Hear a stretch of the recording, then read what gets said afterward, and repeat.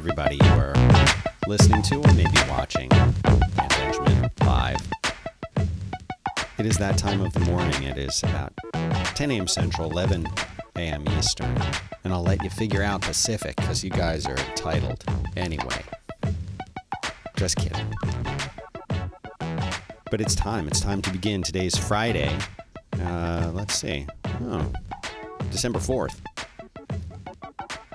And there's some news. There's some interesting things to talk about today. I'm not upset about anything today, which is nice. There's nothing that I feel needs to be discussed or destroyed unless you have something. So join me if you're live right now. Join me in the chat. You can go and add your comments over on YouTube or in Periscope or on Twitch.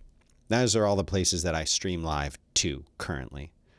And, it's too hard for me to watch Twitter and also talk, so that the chats are really the best way to do it.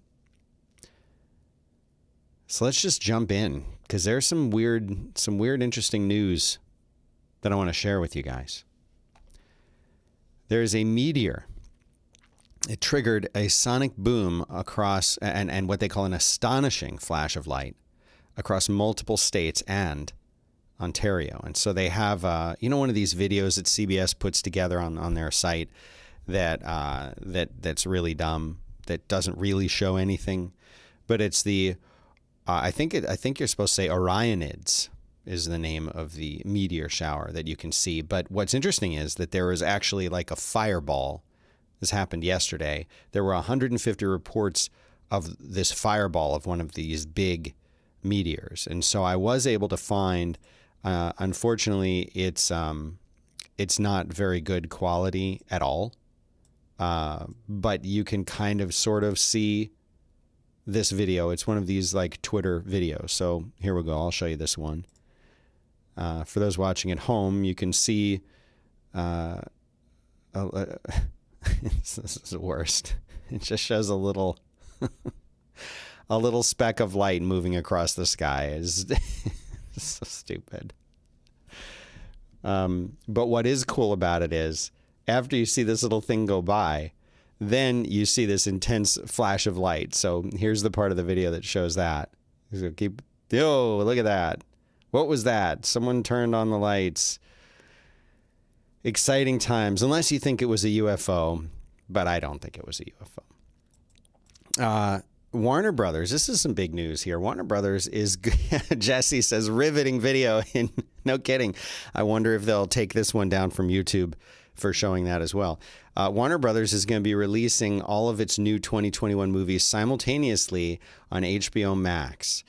They only come out and stay on HBO Max for a month, but it's pretty cool. I mean, this is big news because no one can go to the movie theaters right now, and they want these big blockbuster movies. So let me give you the list of the movies that will be coming out through Warner Brothers. The Little Things, Judas and the Black Messiah, Tom and Jerry. I'll talk about Tom and Jerry in a minute and how offensive that is. Godzilla vs. Kong.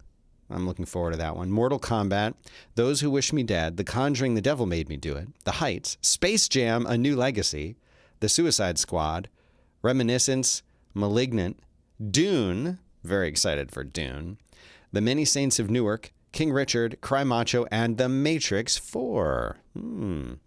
So there are some pretty cool ones. Those are all the movies that will be coming out over the entire 2021 year. And I wonder how long this will last, and I wonder when it will stop. In other words, how long will they do this? They've given this list of 2021 movies that will be coming out, but how long will they keep doing that? Will they do it beyond? Have our media consumption habits changed enough that movie theaters are just dead now and no one's going to go to them? I hope not. Hi, Eric Beavers. He says, good morning. It says these titles could change depending on delays. All films will be released on HBO Max in 4K, Ultra HD, and HDR. The moves will also likely help Warner Media reach an agreement with Roku after months of fighting over a deal. Warner Media is also offering a limited deal, making HBO Max 22% cheaper for people who sign up for 6 months. So it's $69.99, and and it works out to just under $12 a month instead of $15 a month. It seems to me like HBO Max and Disney Plus are where people are going for movie-like entertainment, and Netflix and Hulu are where people are going for TV-like entertainment. Interesting, huh? Caudle says, if the theaters have to close permanently, would they ever stop? No, definitely not. And that's up to us. It's up to what happens after they say COVID is over because everyone's got vaccinations and herd immunity or already had it, whatever. Will we start going back to movie theaters? I will. I would love movie theaters. I love taking my kids to see a movie, especially my son and I, whose tastes in movies are basically the same. We used to go to movie theater at least once, if not twice a month. We'd go to the Alamo Draft House and we'd get a nice big fat hamburger and fries and a drink and sit and watch a movie. And it was a wonderful way to spend part of your Sunday afternoon. And we missed that. So I'm all in favor of this happening again. But the idea of going right now to a movie theater and like just sitting in there without a mask on makes my head explode a little bit. So we'll have to see what happens there. I hope it comes back, and I hope people are still interested. I think they will be. But if you think about the concept of a movie theater, the whole reason that a movie theater existed in the first place is because there was no way to get that content into everyone's individual homes. They didn't have televisions. And even later when they did, it still was an activity. So was going to Blockbuster. How many of y'all remember going to Blockbuster on a Friday night, after school?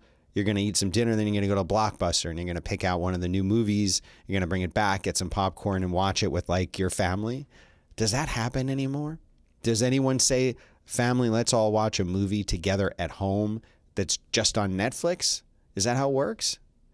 What about when HBO used to come out with the big movie that they were going to finally get, the one that you maybe missed in the theater, and it was coming to HBO, right? And you'd say, oh, HBO, it's Saturday at 8 o'clock.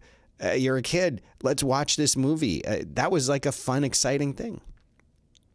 All right. Well, next subject. I talk a lot about Twitter on, Be Kind Rewind. That's right. I'm saying that in the comments. I really enjoyed Twitter for many years. And now, it's hit or miss for me. So then there are these other networks that have come up.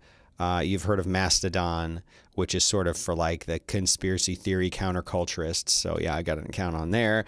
And then they've also, I'm sure you've heard of Parlor. But the problem with Parlor, well, first of all, Parlor kind of came out as a right-leaning alternative to Twitter, if I understand it correctly. But now they apparently have a porn problem. Adult businesses are targeting what they're calling here in the Washington Post a pro-Trump social network. And it says, anyone following the sexy Trump girl hashtag on Parlor, a social media site increasingly popular with conservatives, got an eyeful one recent Thursday evening as images of topless women and links to hardcore pornography websites appeared at a rapid-fire rate, often more than one per minute. And it says that the site's lax moderation policies, in keeping with its claims to be a bastion of free speech, could make it a magnet for pornographers, escort services, online sex merchants, using hashtags targeting conservatives such as Keep America Sexy and MILFs for Trump 2020.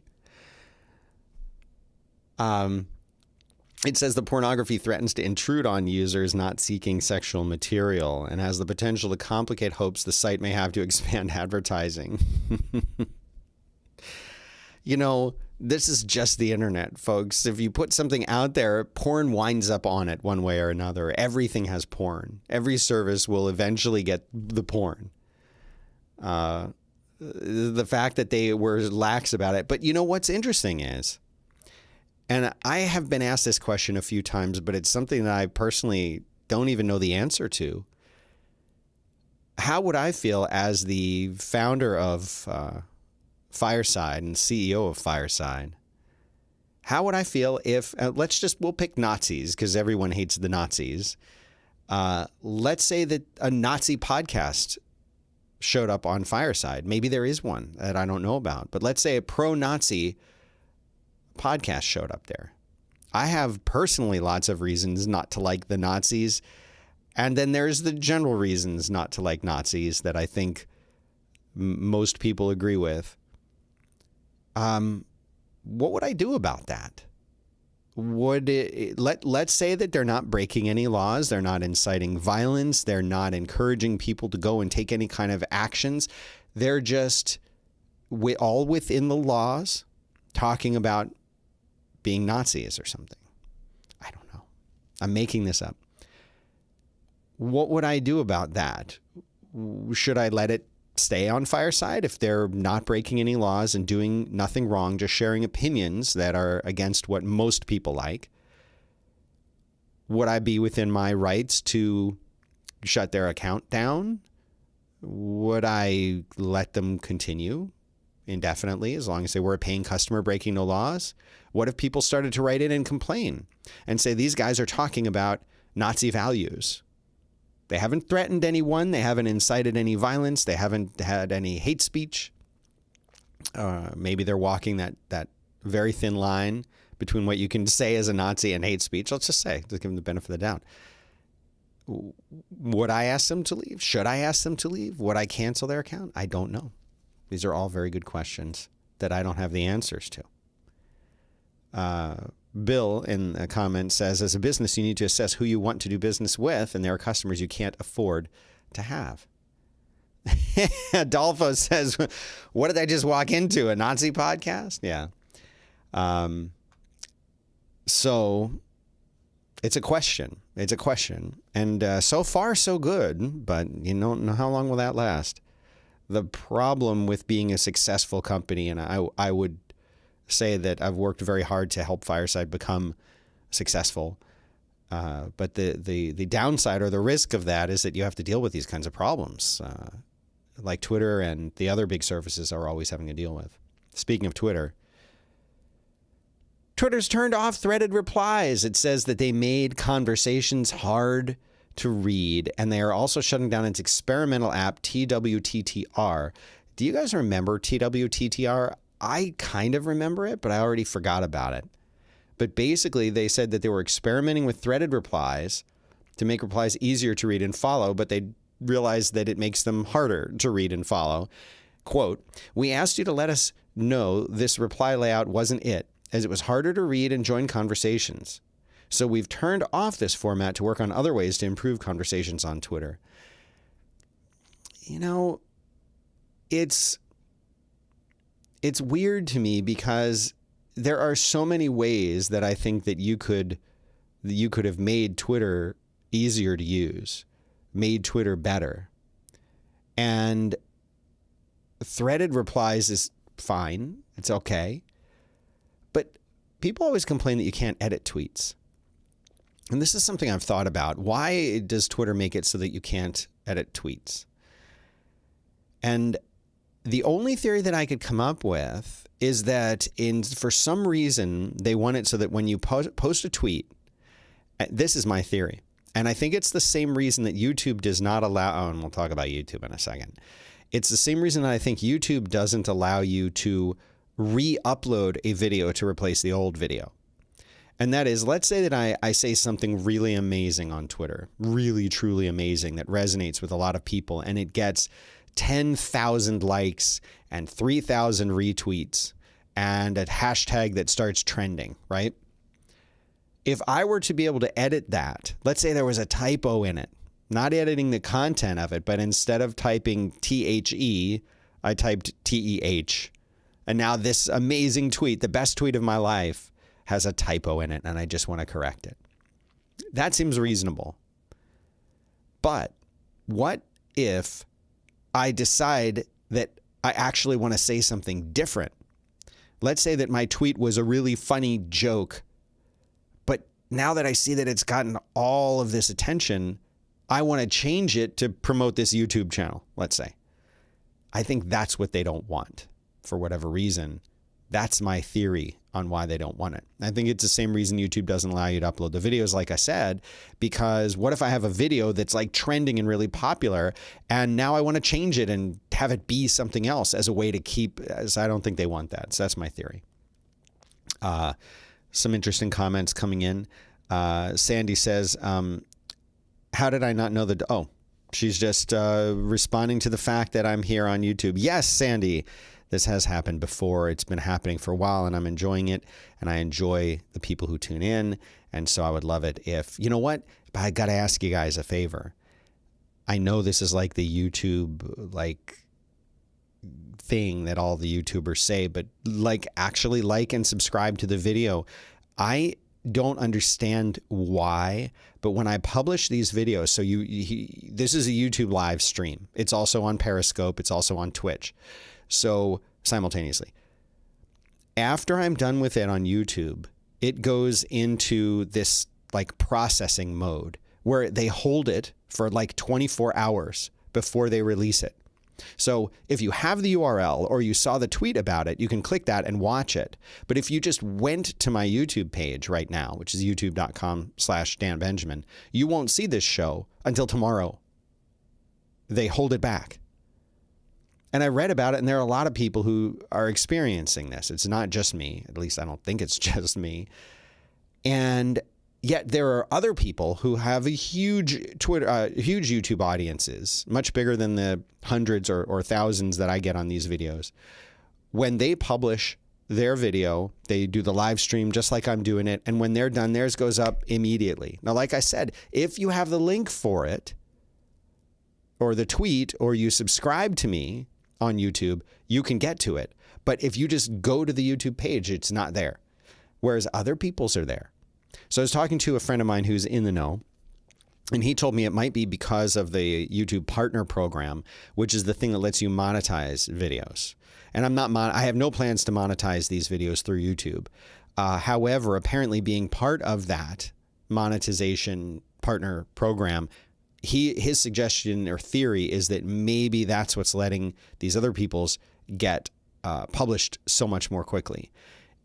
Now, here's the thing. I meet all of the criteria, this channel, all of the criteria, except one. I don't have enough, I don't have enough cumulative time spent watching. So go watch my old videos. I don't need much more. I need like a couple thousand hours more, which sounds like a lot. But if there's 1,000 people who all watch an hour, or 2,000 people who watched one of these episodes, I'll be there. So tell your friends how amazing this is, because this is the best part. I know this is the best part of your day. It's the best part of mine. So hi, Sandy. Eric says, if it's your company, like Twitter's private, you have every right to kick them out arbitrarily. True. I have every right. But should I? Would I?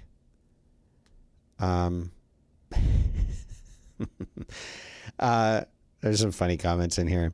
Adolfo says, cultural norms are in constant flux and influence what is deemed acceptable censorship. I hate the notion of censorship, but again, I think a YouTube channel of beheadings is unacceptable. I think most people would agree with you. But then again, if my view on something is not typical, let's just say, but not offensive, no one cares about it, right? Like if I believe that trees are sentient and can understand you if you sing to them, YouTube probably wouldn't kick me off if I said every time, let's go hug some trees, everybody, and they're going to listen to us if you sing to them. People would think I was nuts and no one would watch, but they wouldn't kick me off YouTube for it. But if I had an opinion, and I'll go on record and say I think that might be wrong, but if I had another opinion that was wrong, that offended people, or offended an entire section of people or segment of people, would YouTube have the right to kick me off? And it's interesting because there seems to be this is a bigger, we're off the news now, aren't we? There's a bigger topic here, because is it necessary to protect people, to protect the audience, the world, from certain topics and concepts? Is it necessary to protect people from that? Because that's really what censorship is in a way, if you think about it. Censorship is about protecting people from ideas, thoughts, concepts that might, what? Convince them? What's the fear? If you're an intelligent person, a knowledgeable person, a wise person, you're not going to be taken in or fooled by something. You're going to question it. You're going to say, is this true? I might want to read more about this. And the one person who's saying it may not be credible. And I'm not sure that I believe the things that they're saying. So you might come back and say, well, I'm going to learn more about this. But as you know, ideas can be very dangerous things. And there are not a lot of wise people out there watching a lot of these videos. And that's, I think, why Twitter and YouTube and other places feel that they need to censor something, or why Wikipedia puts the little banner thing up there. And now YouTube is doing that with a link to, like, if I were to start talking about UFO abductions, even if I wasn't saying that they're real, if I was just discussing them, there is a good chance that YouTube would put a little banner under the video saying, get the facts about UFO abduction conspiracy theory. And it would be to like an article on Wikipedia kind of debunking it. I've seen this happen a lot because I watch a lot of UFO videos. What are they trying to do? In my opinion, they're almost trying to protect the viewer, the listener, the reader from believing an idea that may or may not be true. It's interesting. Graham says, what if you wrote the great tweet with 10,000 retweets and replaced it with MILFs for Trump 2020? Exactly. I think that's what they're worried about. Sentient trees would definitely be a recommended video, to be honest. Yes, I think you might be right. Sentient trees. Bill says, the more interesting question is, when is a service so essential that denying it to someone for almost any reason would be unacceptable? Electricity, internet, YouTube. If you were to ask my kids, YouTube is the world. They don't watch TV unless we like pick a show to watch together. They're watching YouTube. The Apple TV is the conduit for YouTube for them if they're not on their iPads. Like, that's what they watch, YouTube. They don't watch TV. They wouldn't watch cable if we had it. They're not finding a show on Netflix to watch. The only time that my 13-year-old, almost 13-year-old son watches something not YouTube is when he and I sit down in the evening when my little girl has gone to bed, and he and I watch a movie. That's the only time that he's watching anything other than what's on YouTube. Pretty different world. And it's all on demand, and he can find exactly the stuff that he wants to watch. My daughter loves the Minecraft and Among Us videos. She seems to like watching them more than playing the games. It's a fascinating world. Eric E.T. says, YouTube is my world. If I didn't have it, I'd be lost. But me too. Sandy is asking, how often do you do this? I'd love to add it to my calendar and watch while I'm doing mindless stuff at work. Thank you, Sandy. I need to get my sound effects so I can have little cheers and stuff because they're so annoying. But Sandy, I do this 5 days a week, Monday through Friday, usually right at 10 Central, 11 Eastern. And I guess that would be 8 Pacific. But we're not going to talk about Pacific time. All right, let's do a little more news because there's a little more here. Speaking of YouTube, they're going to be asking commenters to rethink posting if their message seems offensive. So they're using, of course, machine learning, AI type stuff, looking for words or sentences or phrases, and they will be pulling comments and marking them and saying, "Are you sure?" Because listen to this. It says, there's no question, this is an article on The Verge, there's no question that YouTube has a problem with hurtful comments on the site, but one of the bigger issues is hateful comments. Through automatic filtering, the company has removed over 46 times more daily hate speech comments since early 2019 than ever before. Then there's videos. YouTube claims that of the 1.8 million channels terminated last quarter, more than 54,000 were terminated by what they call hate speech. Those were the most bans for hate speech content in a single quarter that YouTube has ever seen, 3 times as high as in early 2019 when new hate speech policies went into effect.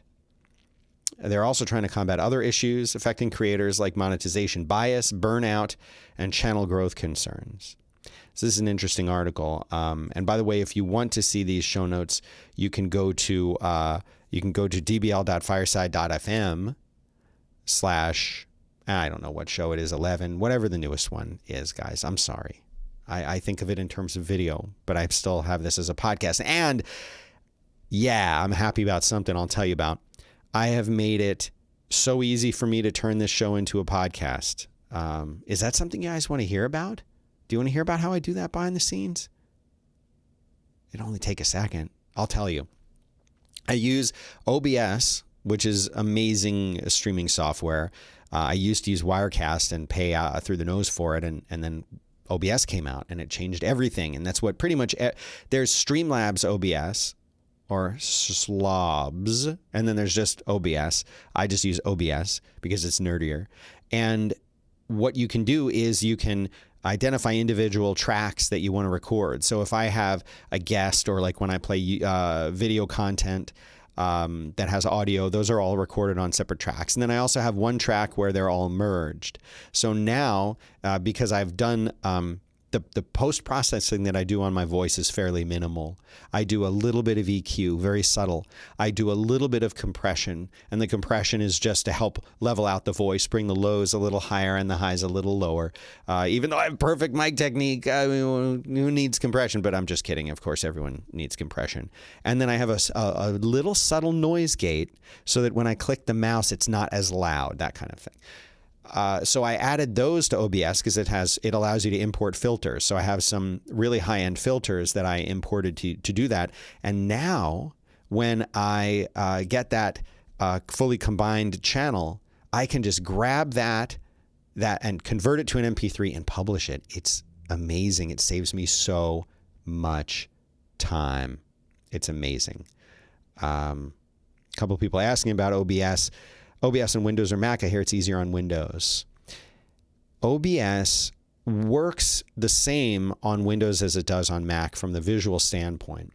Behind the scenes, it is, I believe, much more optimized and preferable on Windows. It seems more stable on Windows. It certainly is faster, but the key to this is if you have an NVIDIA graphics card, like the 1050, 1060 or and up, you're going to get tremendous benefits for streaming. For example, right now, the CPU of this computer, I'm streaming this to multiple locations. I'm not doing anything with Skype guests, but I'm streaming at 1080p at 60 FPS. CPU's at 3.1%. I could have tons more going on that server, on this computer rather, and it wouldn't miss a beat. Same exact thing when I tried it on a Mac Mini, which by all rights should be CPU-wise just fine. Not a new M1, but one of the latest one prior to that. It got so hot we could not physically touch it. It was too hot to touch, and the fans were going nuts, and it was completely insane. Why? Because it can't offload any of that encoding, the video encoding aspect to it. It can't offload that onto the GPU. The GPU, I spent $130 on an NVIDIA GTX 1050. $135, I think, and it is night and day difference. So you can't put one of those in a Mac. So go get a cheap Windows machine and put a $135 graphics card in it, and you'll be streaming. ET says OBS is low-key one of the best tools out there. I use it for screen recording on the Windows side. It's amazing. Can you do a video on the OBS noise gate? I need to do a video on how I'm using OBS in general. Not that I'm doing anything that's super unique, but I think it would be a neat opportunity to share what I am doing in a way that would make sense to people. So we can talk about that. But there's a little more news. There's an article here on The Verge saying YouTube is failing its creators. Burnout. There is apparently a burnout epidemic. YouTubers feel compelled to make nonstop videos for an ever-hungry audience, afraid to take breaks for fear of losing momentum or worse, being reprimanded by the algorithm that decides what videos people see. While the company claims to want to alleviate burnout on the platform, most of its help has amounted to empty PR and unhelpful data. But the way that the algorithm works is the more videos you produce, obviously the more people you hope will watch them, and the more people will subscribe to the channel and things like that. But if you stop making videos, you can get demonetized, you can get lowered in the algorithm because you're not coming out with content constantly. So it's an interesting article if that's your kind of thing. Now onto a slightly nerdier subject. GitHub has its report out about languages and what languages are most popular on the platform. And Python and TypeScript are rising. So if you look at this graphic right here that I'm showing you, because you're watching on YouTube, aren't you? You can see JavaScript is number one, seems like it's always been number one going back to 2014. And that's because almost every single project in any language, if there's any kind of web component to it, you're almost always using JavaScript. Like Fireside is written in Ruby on Rails, of course, but we use JavaScript. So it counts toward the JavaScript numbers, followed by Python. And then Python has taken a jump since 2018 to be number 2 in 2019. Java, pretty high. Always surprised to see Java that high these days, but a lot of people do it. You can see PHP taking a little bit of a nosedive, though not as bad as C++. But look at that Ruby nosedive. In 2015, it started to fall, and every year from 2015 to 2018, it fell. It lost at least a position every year until it plateaued at 2018 at the very bottom of the top 10. The very bottom of the top 10. Poor Ruby, but still a great language I love to use. Right up my alley here, a little bit of UFO stuff. So, you know, every president has an opportunity to learn about the UFOs. And Barack Obama was recently on Colbert, and they talked about it. So I'm gonna play you this clip. It's a minute and 15 seconds long. I'm not gonna play the whole thing, but have a little listen here. UFOs? Any UFOs? Did you ask about that? I've certainly asked about it. And? Can't tell you. Sorry. Okay. All right, I'll take that as a yes. Because if there were none, Why you'd say not? there was none, right? You just played your hand. See, and that's the thing. You know, if there were no UFOs, if there were no aliens, and Barack Obama was asked, are there UFOs? He'd say, nope, nope. He wouldn't say, I can't tell you. Would he? Think about it. If someone asked you something and you knew the answer, but you weren't allowed to say, you'd say, I can't tell you. If the answer was no, you'd just say no. You would just say no. You just say no. So sit down on your way to work. Did you rob that gas station? No, I didn't rob that gas station. I didn't even get gas today.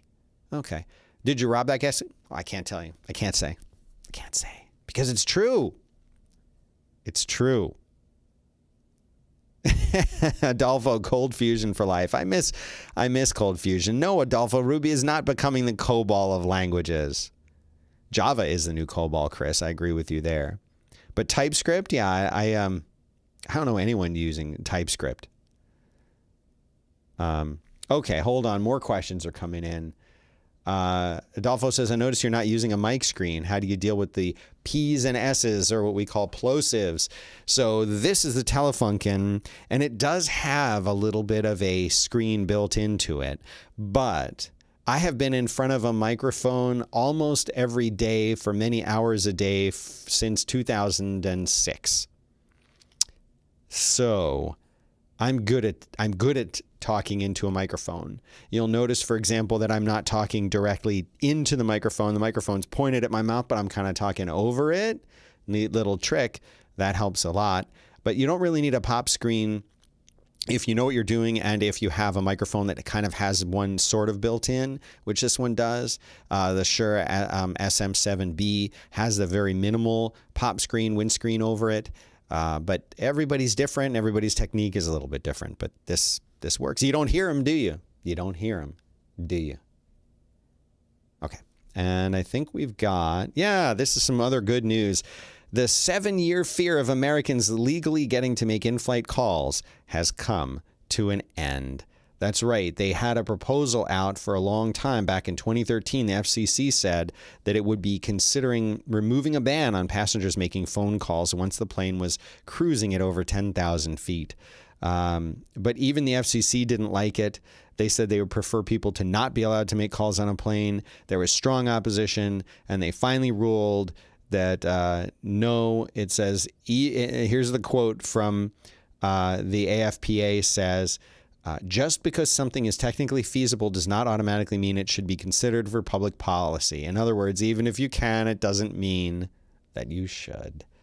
And I would agree with that. Can you imagine, as bad as flying can be anyway, if everybody was making phone calls the whole damn time? And I'm going to end, as far as the news, with this story. We've talked about before quantum computing and things like that. Well, light-based quantum computer has exceeded the fastest classical supercomputers. This is a big deal because there haven't been a lot of practical uses yet for quantum computing. We know they're fast. We know that they may be the answer to the future of computing. Remember, a week or so ago, I told you, pay attention. Quantum computing might not be now, but in 5 years, it's going to be the thing. Well, here you go. They said that they set up lasers and mirrors to solve the problem. It says it's far too complicated for even the largest traditional computer system. So that's kind of cool. Well, a quantum computer, for those of you who don't know, it's essentially made of photons. And based on the states of these photons, that's how they do the computing. So instead of having little zeros and ones and switches, it's done with photons. And that's about as much as I know about quantum computing in general. But Google got headlines when its quantum computer, which is called Sycamore, sentient trees. Do you see? Do you see what I'm talking about? Sentient trees. Sycamore took roughly 3 minutes to do what would take a supercomputer 3 days. In their paper, the USTC team estimates that it would take the Sunway Taihu Light, the third most powerful supercomputer in the world, 2.5 billion years to perform the same calculation as this new computer, the Zhuizhang computer. Zhuizhangis is an elaborate tabletop setup of lasers, mirrors, prisms, and photon detectors. It's not a universal computer that could one day send emails or store files, but it demonstrates the potential of quantum computing. And that's the thing, is we're still not really sure how we're going to be even doing stuff with quantum computers. It's just a technology that's there that shows a lot of promise. So there you go. Pretty cool, huh? Okay, so let's see some of these. At the turn of the century, Chris says, I was stuck in the public sector managing a project that was COBOL targeting a Wang, those computers, but being emulated on an HPU Xbox. Fun. Yeah, you're right, Chris. He's saying that Java has the virtual machine and that business logic is going to be ported for decades and folks will pay to do it. You're absolutely right. Yes, there's some spam in there already. But yeah, encryption breaking is the top use likely first, Chris says. And I think you're right. If we can get quantum computing to have that kind of practical application that we could say, here, solve this encryption, and encryption's going to be gone. Encryption's just going to be done. We're going to need something else. Encryption's a stopgap anyway. It's a Band-Aid. Well, that's all I have for you guys right now, but I will add, if you don't mind, go back and watch these other videos. Every view counts. I want to get so that they publish right away. Like and subscribe, I guess I'm supposed to say that. And also don't forget there's just a podcast version of this show as well that you can enjoy. Just go to dbl.fireside.fm and check it out there. Thanks, everyone, for tuning in, and I'll be back Monday.